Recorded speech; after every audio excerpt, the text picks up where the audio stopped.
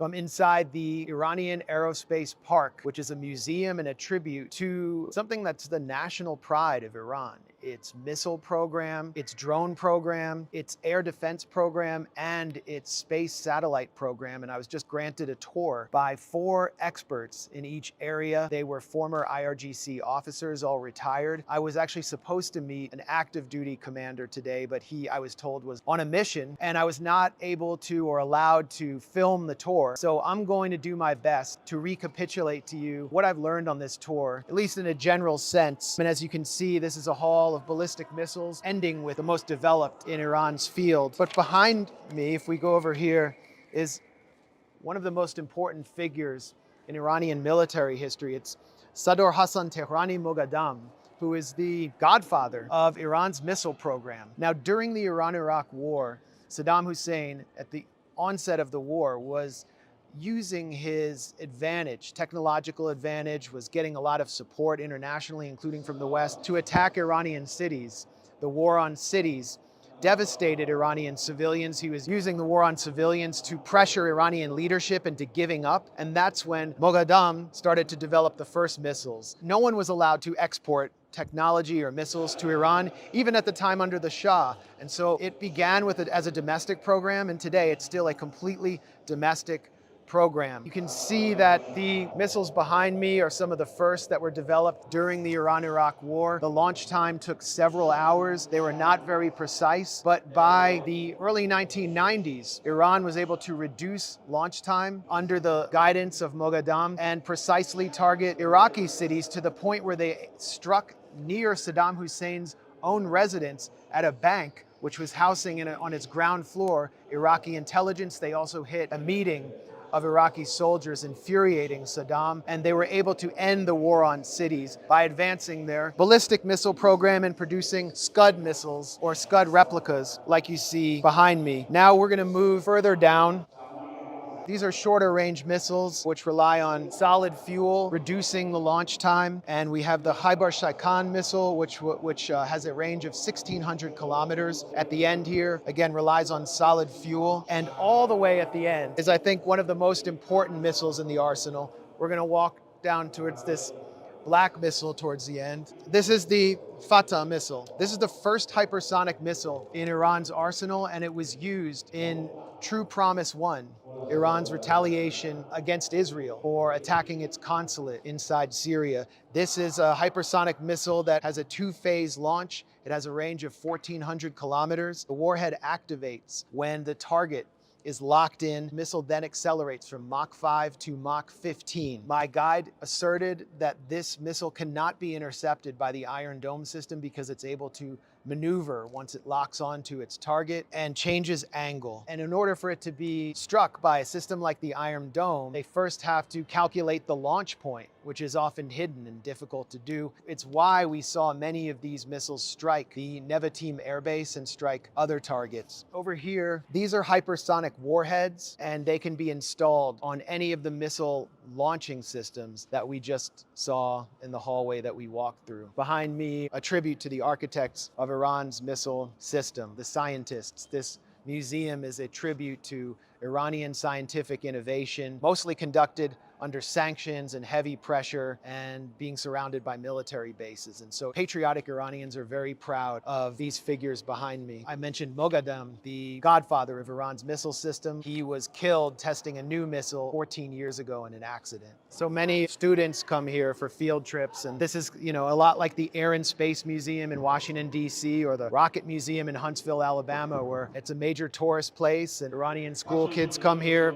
It's a source of national pride. So now we're in the drone section. This is Iran's first drone. It's called Talosh, which means strive, and it was introduced in 1991 during the Iran-Iraq War. Very primitive drone. It only was equipped with a camera used for surveillance. It could fly for about 40 minutes, and nevertheless gave birth to one of the most powerful drone systems in the world, which is now exporting, including to Russia, which is using Iranian drones in the Ukrainian theater. So now we can see the development of Iranian drones beginning to look more and more like jets. The Shahed 121 is there, and this is one of the most significant drones in Iran's arsenal. It's the Shahed 171, and it was reverse engineered from the US RQ-170, which is why it might look so familiar to Americans. In 2014, Iran took down a drone that the US launched from its base in Kandahar, Afghanistan, entered Iranian airspace, and brought it to Iran for examination, and this is the outcome.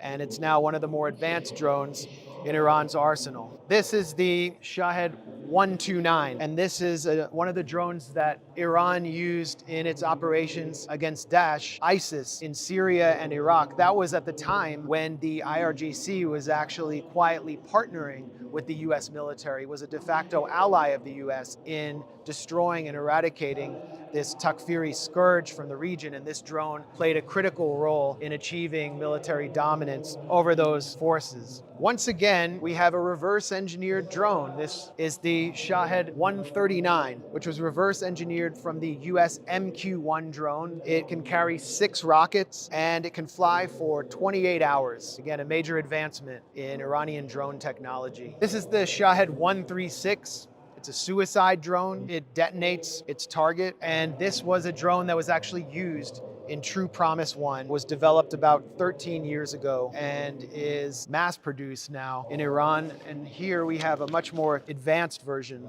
of the Shahed suicide drone, which is a Shahed 238. It has a jet engine, can fly between 400 and 600 kilometers per hour, and can be launched in a series by what you see behind me, which is a multiple drone launcher. It can launch, I think, 5 drones at once. Unfortunately, we can't go out to that yard. Now we're going to go into a section of the museum dedicated to foreign drones, enemy drones that were captured. The flag of the IRGC, flag of Iran. And in order to get into this section, I have to walk over flags of the designated enemies, the US and the Zionist entity, as you can see here. This is an Israeli Hermes drone produced by Elbit Systems, Israel's state weapons entity, weapons company, and it was launched from Azerbaijan and was on its way to targeting the Natanz nuclear facility located in Iran's city of Isfahan, and it was taken down by Iranian air defense systems and reverse engineered into the Shahed 121 system. Next to me is the Predator drone, the most notorious drone in the US arsenal, also taken down. And behind me, this extremely large, partially destroyed drone is a US Global Hawk. It was launched by the Navy. The US Navy, it entered Iranian airspace over the Persian Gulf and ignored warnings, and it was taken down by Iran's homemade Sevet Khordad air defense system, also known as Khorramshahr, and it's now in the process of being reverse engineered, and this is the actual drone that was taken down. There's a small exhibition dedicated to the Sukhoi jet, which is in the process of overhaul. This is the Sukhoi 22. It's a Russian-produced jet. Iran had begged for access to this weapons platform during the Iran-Iraq war. Iraq possessed it. It's a bomber plane, and it was doing enormous damage to Iranian troops and to Iranian civilians in cities. They were unable to obtain it. And then when they finally did get it, this is a second generation plane, kind of equivalent to the F4, F5, pretty outdated. When they did get it, Russia refused to help them overhaul and update it. So Iran embarked on a domestic upgrade system. So basically just taking the platform and modernizing it using Iranian technology. That's something that Iran specializes in, using antiquated equipment and bringing it up to date. A quick gallery of the helicopters that Iran has deployed. So we're now in the air defense system, the air defense section. These are all domestically produced systems described to me by our guide as the cutting edge of domestic Iranian technology. Behind me is a system that has a 500-kilometer range. And it can cover the whole of the country. If 4 or 5 of them are deployed, can trace up to 200 aircraft in a minute. This is a more mobile radar system that has a 200-kilometer range and can identify up to 20 aircraft in any given area. Inside this exhibition is the Khordad Command and Control Center. This is where radar systems are assessed, and if enemy aircraft enter, it's reported to deploy what you see over here, which are domestically produced anti-aircraft systems. This is the Tabas system. It's the first of Iran's domestically manufactured anti-aircraft systems. And As we move down here, we just simply see more modern systems until we reach the Sevom Kordat. This is the system that took down the US Global Hawk, which was launched by the US Navy in the Persian Gulf. It can engage 4 targets every 9 seconds. And I was told about a more secret system, at least they're not willing to publicly disclose it at the museum by my guide, that has a 450-kilometer range. Its missiles have a 320-kilometer range and 27-kilometer altitude, and they can engage up to 8 targets at a time. And over here is a replica of the Gadil early warning system, which covers a 1,500-kilometer range. And it's just to warn the more advanced radar systems on the ground about incoming enemy aircraft. So I asked my guide about the aircraft that are stationed currently, the US aircraft stationed currently at the Diego Rivera Air Base in the Indian Ocean, which are there to threaten Iran. We're talking about F-18s, Hornets, and B-2 bombers, stealth bombers. And I asked if Iran's missile systems, anti-air defense systems, can actually deter attacks from these aircraft. And he said that using passive radar, they can detect both. Anything that can be detected can be intercepted from the ground. However, he acknowledged that detecting the B-2 is a lot more difficult than any other aircraft. And that was sort of the point of producing them. I also asked about Israel's attack last year, which followed the last True Promise operation, which targeted Iran's S-300 air defense systems and the Parchin facility. And he refused to answer that question. He was not able to answer that question, I guess, for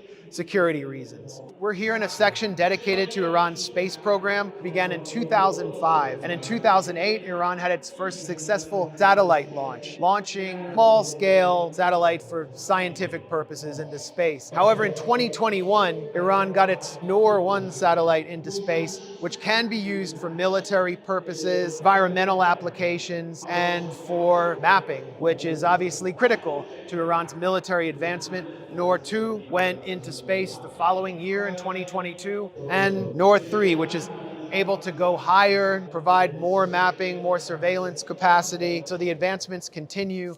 You can see that there's a display here showing how the launch takes place. The launcher releases a smaller one into space, and this is the final phase of launch. It's like a 4-phase launch until the North satellite is released. And over here is one of the 4-phase launchers that enabled Iran's satellite program. It's known as Gased. Go over into the outdoor yard, which I'm unfortunately not able to enter. We can see the most advanced launching missiles in Iran's space program right here. Timur and the Safir Fajar, and here's the launching vehicle. So after getting through the space program section, there's a little gift shop. Just like at any US museum, these are just, toy guns that any boy would like. Domestically produced Iranian gifts. 7 minutes to Tel Aviv, referring to the hypersonic missile, right? The Fatah? Exactly. Tell us about your gift shop.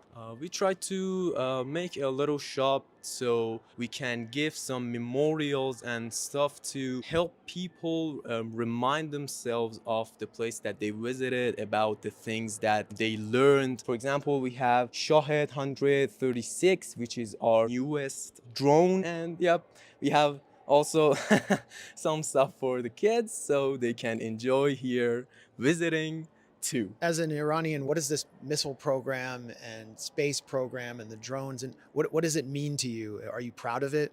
I am really proud of it because this is not about a religion. This is not about a culture. This is about our nationality. We, no matter if I'm Muslim, if I'm Christian, if I'm Jew, or even if I'm an atheist, I believe that my country should be powerful because we have been and are the country that brings the peace into the Central Asia and Middle East. And we talk about it a lot, but they say we shouldn't have them. Well, why not? Because in our eyes, we are the people who are protecting this region. We are protecting the people in need. So I am proud of it, and I love it, and I will still protect this idea. What's your name? I'm Ali Reza. Ali Reza, thanks a lot. Look for this at The Gray Zone, thegrayzone.com. So I think one of the takeaways for me after touring Iran's aerospace park, as you heard from the young man at the gift shop, they're proud of their space program, they're proud of their ballistic missile program, drones, for two reasons. Number one, they've developed these under sanctions, under so much pressure, surrounded by hostile military bases, and they have been able to advance to the point where they're putting satellites into space and they are exporting technology to countries which have refused to export to them in the past. And the second reason is they are using these for national defense. They are threatened existentially by the US and Israel. And so there is no way that I can see any possible scenario in Iranian-US negotiations where the Iranian government would be able to give up their ballistic missile program or their hypersonic missiles, their long-range missiles, which the US government has demanded in the past, and which the Israel lobby is pushing the US government to demand. That is a red line because it is a matter of national pride for Iran and actually national survival.